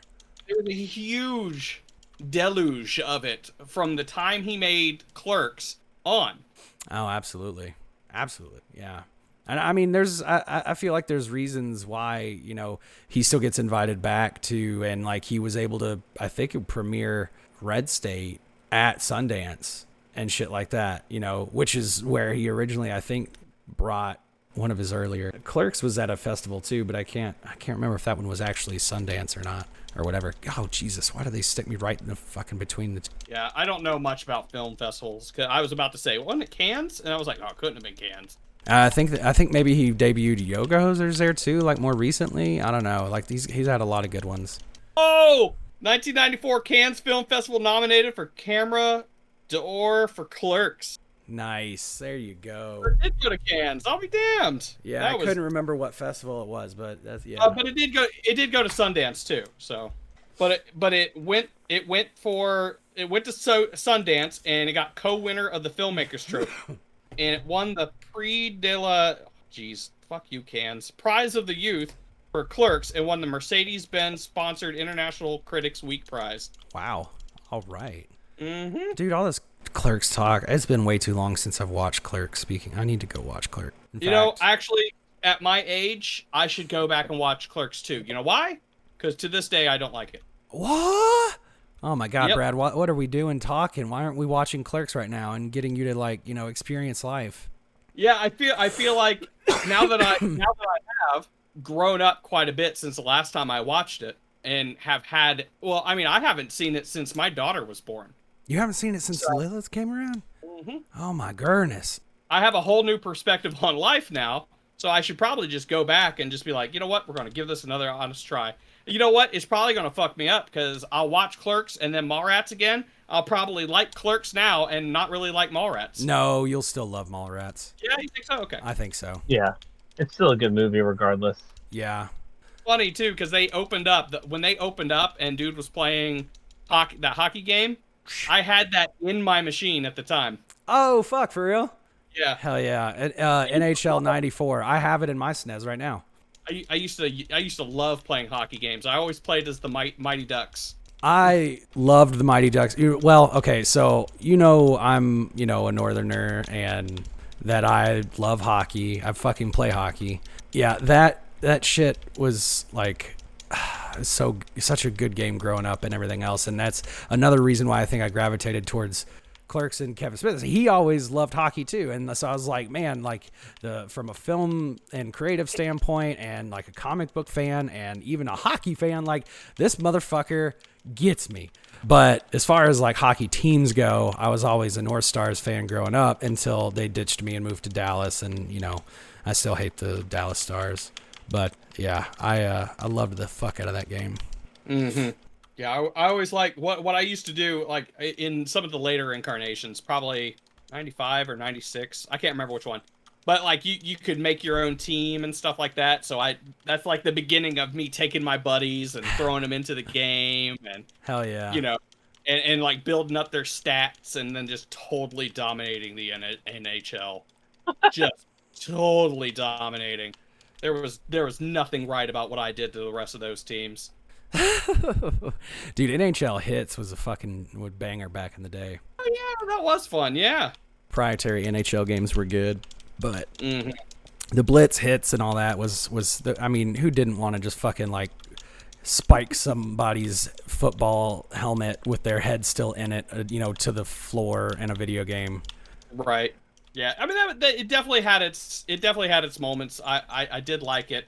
I think that they should have made it more of like a backyard football kind of game. Yeah. But you know, they got money, or they had to have gotten money from the NFL for using their it would go the other way, wouldn't it? Yeah, Yeah, probably. they'd have pay to the pay for NFL to use licensing it. fees. Yeah. Why didn't they just do like it made up some people? They could have saved a lot of money, made a lot of money. Because a couple companies did do that and they don't sell. Yeah. Oh. If they don't have the names and players attached to it, yeah, it's statistically or historically, I suppose, yeah, they just don't really last. Now I want to play that old backyard wrestling game. I mean, I want to play it for like 5 minutes, and then I'm going to realize it's still a horrible game. And then quit. Hell yeah. Totally off subject, but no, not on it's still on subject. you guys are fighting in a mall, so there we go. Yeah, we're in a Victoria's Secret essentially right now. Oh my God, it's casual males. What are they doing? It's casual males in the lingerie store. Oh, you know why they're here. Yeah, they're here to be casually creepy and have Chris Hansen be like, "Why don't you come over here and take a seat?" People with a bra. Yeah. And speaking of, it's like, where's the chick who's making like sex tape and doing sex studies? Oh shit! hopefully- Oh shit! Oh shit! It's You fucking. had to attack an innocent. I did. Oh fuck! Is that what? Is that why he came? Would he not be Yeah. here otherwise? Correct. Oh my God! I did this to us. Oh my God! Oh my God! How could I do that? Okay, well, let's go. Shot. It's funny though because wait, how old was that character? Did they say she was 16 in that show? I'm pretty sure she was 15 or 16. Yeah. I think so too because it's funny because when that movie came out, I was her age. Oh wow! Really? Yeah. So it's like in my young teenage brain, You're I'm like, just oh my God! There are girls doing this. Where do I find one? Well, like they were treating it like a bad thing, and I'm like, why is this a bad thing? She's just, and then like later on, I'm like, oh, it's because she was a child, like I was. Yeah. Oh. Yeah. It's like the problem isn't that she's doing the study. The problem is that she's doing the study while being underage. Yeah. And it's like, and she's doing this for school. Oh wait, wasn't she in college? Like she was. I think so, or she was trying to do it for some like fucking Great. thesis or I'm some not shit. Mallrats, man. Well, you'll like it still. Okay.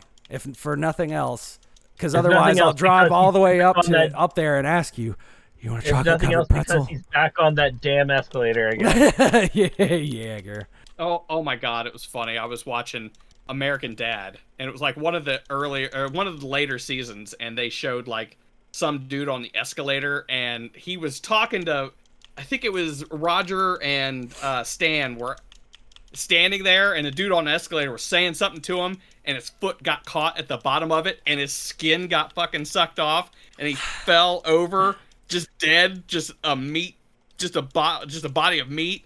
And they're just standing there in shock, and all I could think of was Mallrats. Don't you? Where's the fucking sailboat? Oh man, he kind of turned into a self-righteous dick. Yeah, a little bit. He lost a whole lot of weight and got pumped up, and he's like, "This is the only way to be." It's like, come on, man. Like, I'm proud of you. I'm glad that you did what you set out to do. I'm glad that you feel that you're healthier, and I'm glad that you're not experiencing these health problems that you had before. But like, look at the way he handled that, and then look at the way Kev handled that. While we're on topic, like, Yeah. yes, exactly. there's a way to go about it. You know what I mean? Right. Because yeah, definitely that dude was he got really self-righteous with his shit, and it's like, cool, I'm happy for you, man. Good. Yeah. Don't pop up on my TV anymore. Thanks. Have you speaking of Hollyweed, Baron, have you seen Hollyweed? Mm-mm. Oh, there's this part. Oh my God, there's a mini fucking pretzel kid. Okay. But there's this part at the end of the episode that you'll catch if you do check it out, which I highly recommend. It's because a lot of it was shot before he had the heart attack and before he had the like massive weight loss deal. And Yeah. then, when he had the heart attack, he had to take a break and resort some things and kind of figure some shit out. When they got back to shooting to wrap on it, one of the final shots is Banksy is the character of Donnell Rollins, and Pete is Kevin Smith's character. They work and run this weed shop, and he comes up, or Nipsey, that's his name. You got Nipsey and Pete, and he comes up and he's like trying to get the shop open and shit, and they make like this little reference because Donnell's like, holy shit, Pete, you look like you fucking dropped a 40-pound turd this morning. Or he's like, what the fuck happened to you? You look like you haven't eaten in years or whatever. And he's like, you know what? Strangest fucking thing. Before I went to bed last night, took a huge shit, thought I was like gonna die. Woke up this morning, just felt like 3 worlds lighter. Like, and so that's how they reference it and like talk about like, oh, well, he was like, 80 pounds heavier in the shot prior, and then now all of a sudden he's like, I'm weight loss Kev and shit like that. This is so great. That's funny. Yeah. But honestly, though, good for him. I mean, especially like I am definitely about body positivity. Love the body you're in. we are here for a good time, not a long time.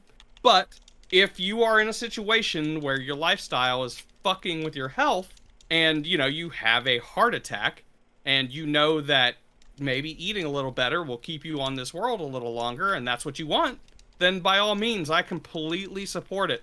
Yeah. If I ever take you out to dinner, we're going to go out to vegan places. We're only going to have water. I'm going to eat what you eat because I'm not going to make things weird. I'm going to be there to completely support what you're going to do because, I love you and I want you to be around here too. Ben, and I love you too. I just want to say. And I support whatever decisions you are or are not making regarding various things. I am doing some shady fucking shit, so it's good to hear you say that. Thank you. I'll blindly say that I love and support you, buddy. Man, I got some people in my basement that really did not want to hear you say that. That's great. Well, that's unfortunate for them, and I don't know what you're talking about. Well, if those people plausible deniability, motherfucker. If those people in your basement need to relax, they can go to geekclean.com/discount/guild-decree, and they can get themselves a bath bomb. Oh my god. One of the most relaxing bath experiences they'll ever have in their life. Once again, that is geekyclean.com/discount/guild-decree, or go to geekyclean.com, use discount code guild-decree, and get 10% off your order. Hey, best thing is I left my D&D books down there just in case they get bored. So with Geeky Clean, and they can get the dice out of those bath bombs and actually, because I'm not letting them use my dice. No, they might jinx them, or you might have to dice jail them forever. Yeah. Oh god. Okay, we definitely lost this affiliate now. Oh yeah, right. Yeah, they're like the first time when you mentioned taints and browns, I was like, I don't know about this one. Well, you weren't here. Last week we recorded an episode that'll go up next week. Where I talked about if you were covered in piss, then go to Geeky Clean. Oh my god. So yeah, I think I'm just gonna continually try to make the worst possible. The worst segue into yeah. Well, you can't do it worse than I don't know if either of you are familiar with Mark Rebier. He's an improv musician, similar to and he's actually done some work or little jam session and improv sessions with Reggie Watts. So think of a Reggie Watts type a little bit.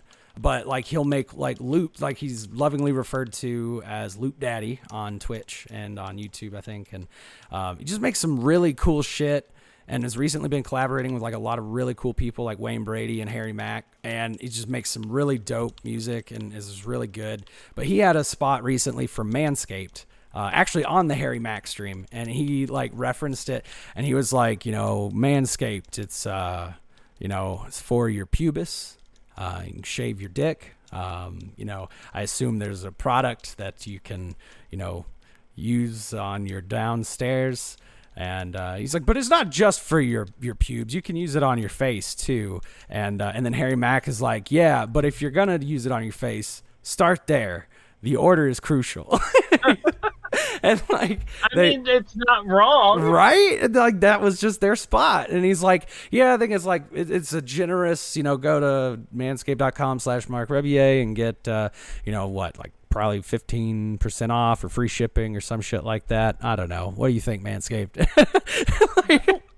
And it was just really funny. His nonchalant, and he was like, I don't want you to think that I'm not, familiar with the scope of products for Manscaped. He's like, believe I'm intimately familiar, but yeah, it's for your dick. Or it's fucking loved it. It was fucking perfect.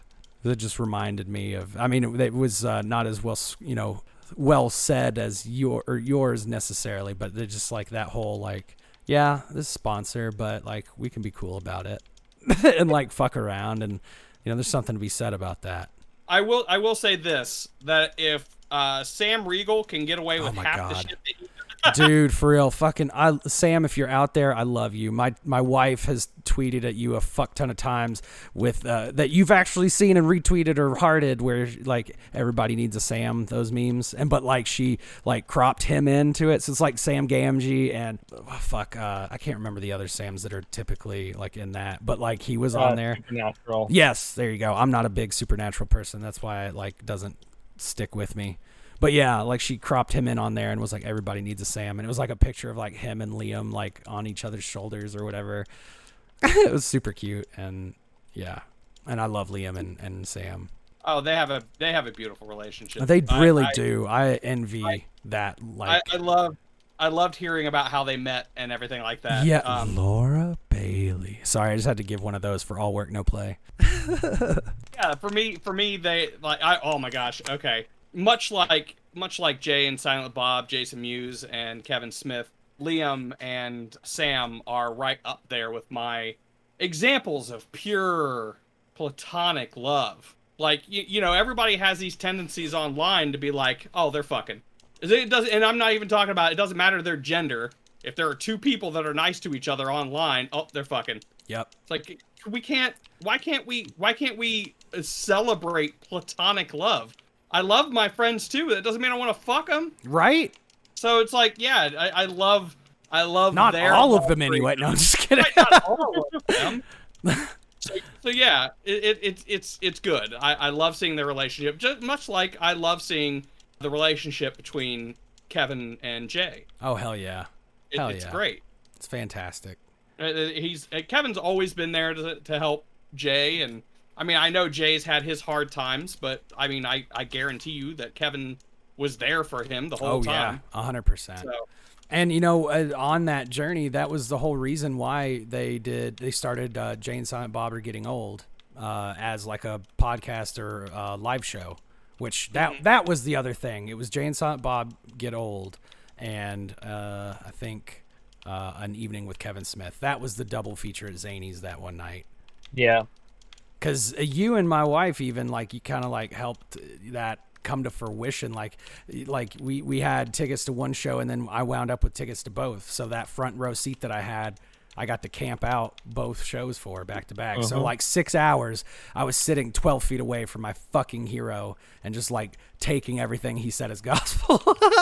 You know, not like literally, but like just it was like I was entranced by and fascinated with being able to share a room with this dude who had that presence and like those level of stories and could talk that. And I mean, I don't think that is necessarily why I emulate it. ADHD is more or less probably the reason why I emulate it as much as I do as far as talking and never shutting the fuck up. But it comes in handy for stuff like this, if you know what I mean.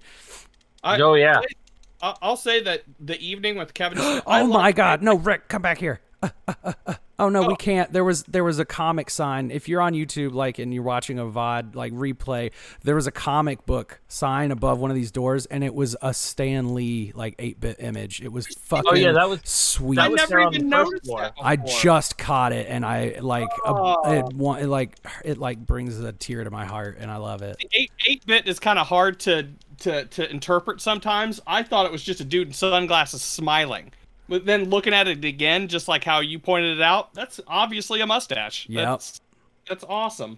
But yeah, sorry, I did not mean. There he is, right there. There it is again. Yep, I did not mean Did they to. just Mega Man us? Oh my fucking God, they 100% Mega Man us. Look at this CK, like the mall cock knocker. You know that's what that means, right? Oh God, we're about to fight Cockknocker. We fucking certainly are. Are we about to beat this fucking game in one podcast? Oh my God, it is fucking Cockknocker, and we did get Mega Man. I'm so sorry, Baron. Go ahead. No, you're fine. I'll have to say that I liked his stuff before, but it took An Evening with Kevin Smith, that special that he did, for me to really. And I know this is gonna sound really weird and fanboy-y, but you know, you're here, so it's fine. But it really it took that for me to feel like a connection to him. You know what I mean? So it's like I watched it and I was like, oh, it's like, oh, he worked at a video store. So did I. You know what I mean? So it was really a good experience. If anybody hasn't watched any of his live shows, just go ahead and get An Evening with Kevin Smith. P.O. box this because I've got them all on DVD. Yeah, you can do that. But oh, it's so good. And Oh, like so many things came out of that I still reference to this day. Like the whole shark from Jaws thing, I will reference to this day. The whole comment. Oh, I don't think this was an evening with Kevin. It could have been, but the comment. Do I look like someone who reads comic books? I Oh will reference to God. this day. Oh, it was that was the second one, I think. Mm-hmm. Yeah. Because yeah. Oh, just like to this day, I'll say it's ropey. It's ropey. There's so many things that came out of his live shows that I will reference to this day, nonstop, all the time, and nobody gets it because they won't sit down for 3 hours and watch a badass special. Yeah, well, that's oh Jesus, I'm gonna die. That's so their hard. loss. Yeah, I was gonna say that's on them. Man, this guy sure does know how to knock some cock. Yeah. And man, God damn it again. Fuck this, dude. I mean, I'm not mad at the game because this is obviously it's a product of the era it was born from, and it's immolating right now. Uh-huh. But fuck this. This is obviously supposed to be like a quarter eater. Like, Oh my God, yeah, of course. Yeah, it's supposed to be like fucking Contra and Streets of Rage and Double Dragon and I'm pretty sure in Mega Man you do start out back in that hallway when you die, so that's kind of messed up. yeah, that's I mean, true. yeah, because you do have a checkpoint as long as you haven't run out of Rock Mans Right. or Jump and Shoot Mans, as I also like to lovingly refer to them as, Jump and shoot, man. because I have another creator that I absolutely adore and love. Jump and Shoot. He's got I would fucking say- lemon. I want lemons. How did I do that? I would say when it comes to Kevin Smith, I've probably consumed more of Evenings with Kevin Smith and Jay and Silent Bob Get Old than I have any of his other content. I'm pretty sure I got the second special from you. I don't know why, but I feel like I got the second special from you. Because we traded. Oh, that's right, we did. You gave me, they had, it was the interview he did with Stan Lee. And I gave you the Evening with Kevin Smith DVD. I had the first one. I think you gave me the second one. Yeah, but like one of the things I know I got from you was the interview that he Gotcha. did with Stan Lee. It was like a DVD of an interview he did with Stan Lee, Gotcha. which was amazing. Mm-hmm. Which Stan Lee kept telling him, he was like, I should be interviewing you, and like Kevin was like, no. Fucking Stan Lee. I Dude, mean, again, I know. he's I a human fucking love being. Stan. He's a human being. He has his fucking faults, but he such a genial man. Such he A real treasure. Oh, so yeah. polite, and like he definitely knew how to turn it back on you.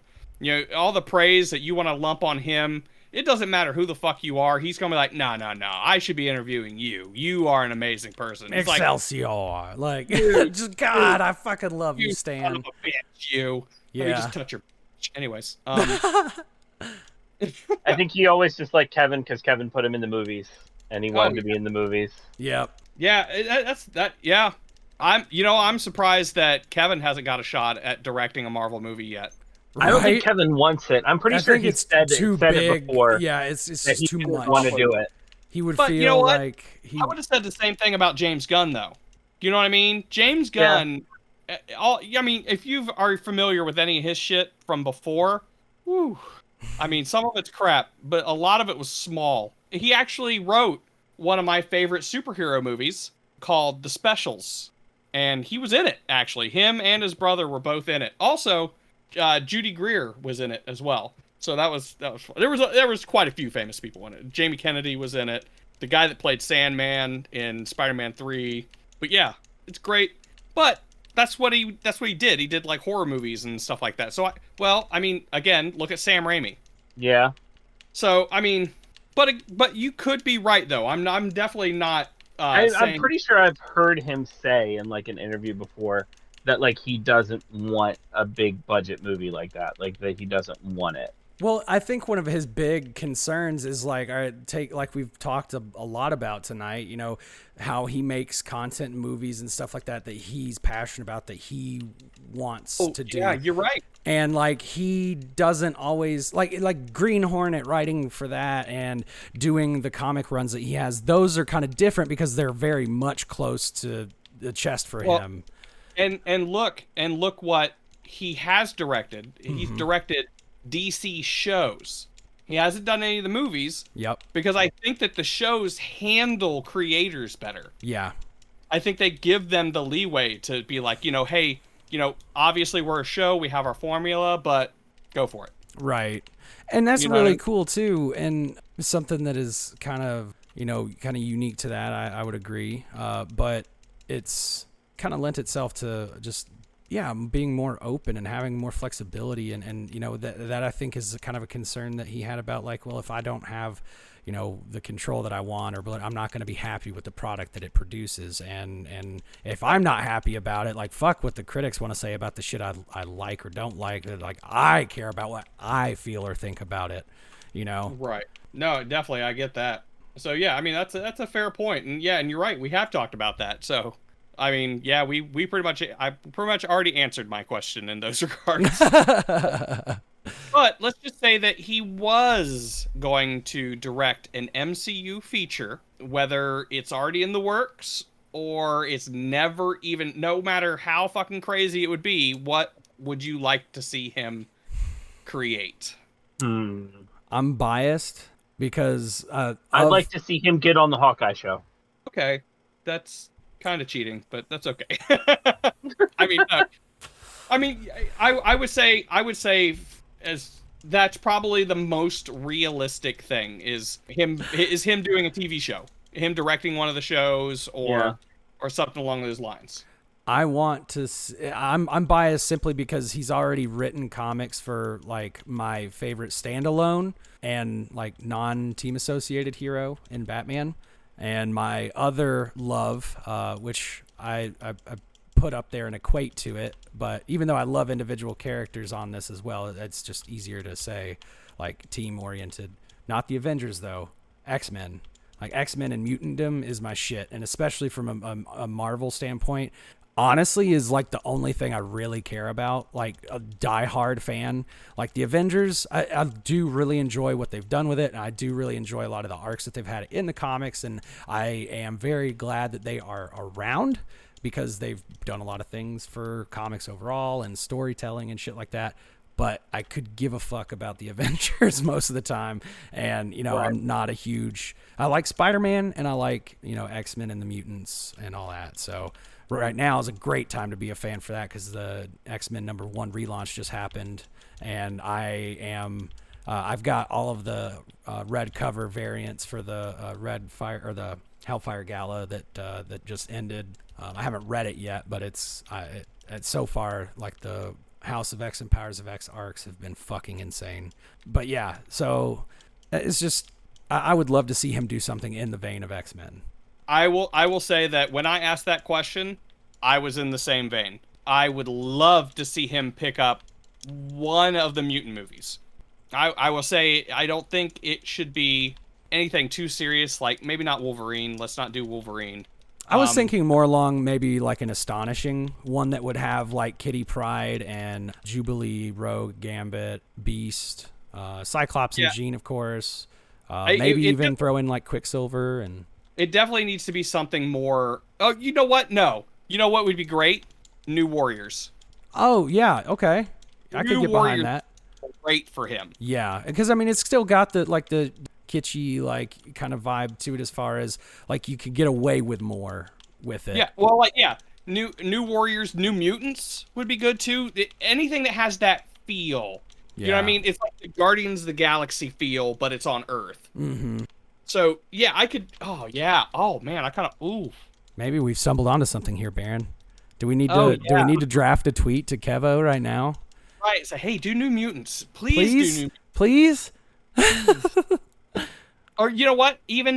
I could even see him doing Young Avengers. I think he could do cool things with Young Avengers. I mean, like, look at Riri Williams and America Chavez, and they got a lot of really cool characters, and having the background with, like, Supergirl and shit recently too. Like, that would not be a huge stretch in a lot of that, Mm-hmm. Yeah, I'm for it. I'm all about it. Oh, Take my fucking money, the money I don't have. But if I did, I would give it. Oh yeah, let me hit the lottery. I'm going to be a producer of this movie. Oh yeah, absolutely, dude. I mean, that's like the thing, man. I'd make a place I could skate whenever the fuck I want. I would make sure distribution is good for my favorite production of like movie, television, and comics and shit. Just keep the things that I love afloat because, Yep. the old saying or adage goes like tomorrow's not promised. That shit goes for like, things that we love too. Yeah, like, I would Very prob- true. hobbies I would and not- shows and shit.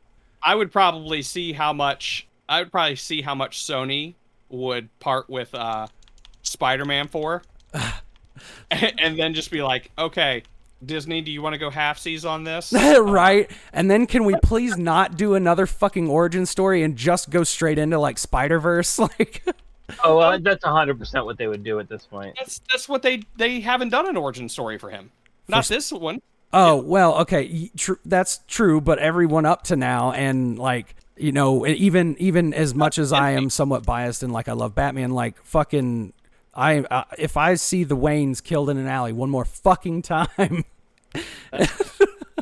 Yeah, they even got killed in an alley in the Joker movie. It's like, fuck you. What do you guys This have isn't against these people? right. The fucking Waynes can't exist for the world to continue to rotate. Apparently, otherwise shit goes like completely sideways. Right. Oh my goodness. But okay, if anybody has not had a chance to take a good look at this, I just want to show off one of my pride and joys. This is a Kevin Smith jersey, and admittedly, it's in Blackhawks colors. I'll put this out there because I am not a Blackhawks fan. I fucking hate the Blackhawks. But Kevin asked Jen out, and they went to a Blackhawks game. It was either their first date or their first anniversary. I can't remember. But so he always has loved the colors. That's cool. I get it.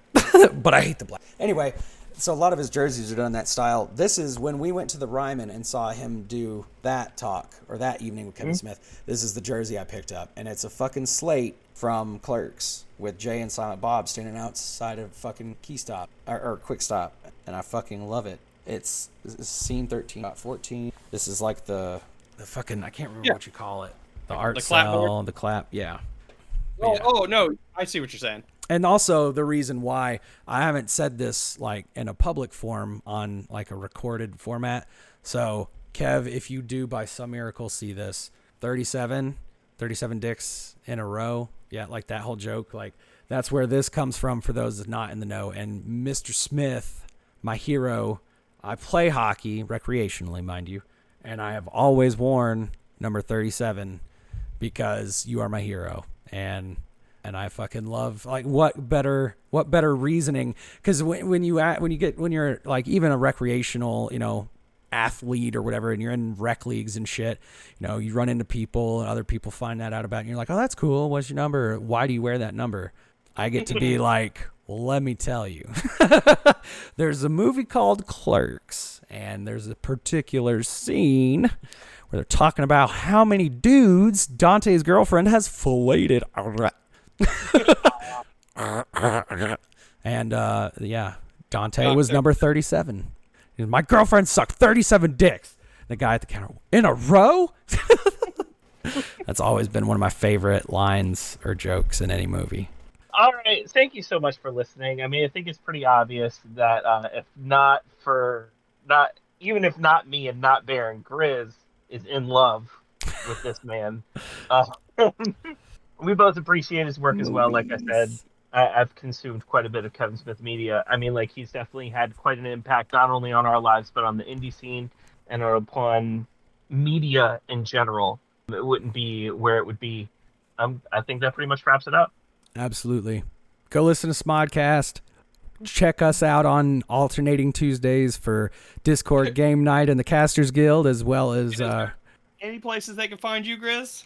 they can find me at that Brandon B37 on Twitter, and I really don't do Facebook anymore. I haven't really touched it in like 2 years, so like I have a thing, but like I don't use it. So But you can find all three of us on our Discord. absolutely. He is down as a guild officer, and then us, your guild masters. You can come in, hang out with us, talk with us, send us messages. maybe chill on the unsolicited dick pics. That'd be great. Solicited dick pics are fine. Right. Consent I is want to be important. clear. Consent is sexy. If it's Hell a yeah. hell yes, it's a hell no. You tell him, Baron. I did. But if you did watch this episode live and you enjoyed watching this episode live, we now have a Patreon. And if you subscribe to our Patreon, one of the first things you get is you get to watch us record every episode live on our Discord, because that's what we're recording from now on. Hell yeah. Also, make sure to email us at castersguild@gmail.com with all your ideas, questions. We still would love to do a questions episode where we just answer questions that you guys ask, but you got to ask them. Message us on Discord, send us emails, find us on TikTok. I don't care.